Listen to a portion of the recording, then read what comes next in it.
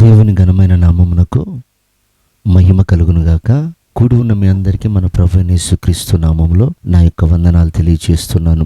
ఈరోజు మన దేవుని వాగ్దానం రూతు గ్రంథము 4వ అధ్యాయము 12వ వచనం. నీవు క్షేమాభివృద్ధి కలిగిన వాడవై బెత్లెహేములో నీవు ఖ్యాతి నొందెదవు.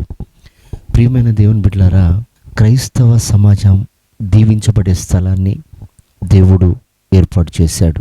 అదేంటంటే దేవుని సన్నిధి. మన సంతోషమైన, మన సుఖమైన, మన ఆరోగ్యమైన, మన ఆనందమైన అంతా కూడా దేవుని సన్నిధిలోనే. ఆయన సన్నిధిలో సంపూర్ణ సంతోషం కలదు. ఆయన సన్నిధిలో సంపూర్ణ స్వస్థత కలదు. ఆయన సన్నిధిలో నుండే దీవెనలు మనకు దొరుకుతాయని బైబిల్ సెలవిస్తుంది. చూడండి, సమస్తాన్ని పోగొట్టుకుని రిక్తురాలైనటువంటి రూతు బెత్లెహేముకు నడిపించబడినప్పుడు అక్కడ దీవించబడటమే కాకుండా తాను ఒక సిద్ధపాటు కలిగిన విశ్వాసిగా మనకు కనిపిస్తుంది.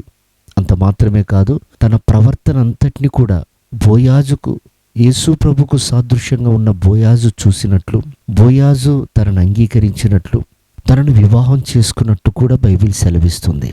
కనుక ప్రియ దేవుని బిడ్డలారా, బెత్లెహేము అని పిలువబడుతున్న దేవుని సన్నిధిలో మన ప్రవర్తన, మన విధేయత, మన భక్తి సమస్తము బోయాజుగా పిలువబడుతున్న యేసయ్య చూస్తున్నాడు.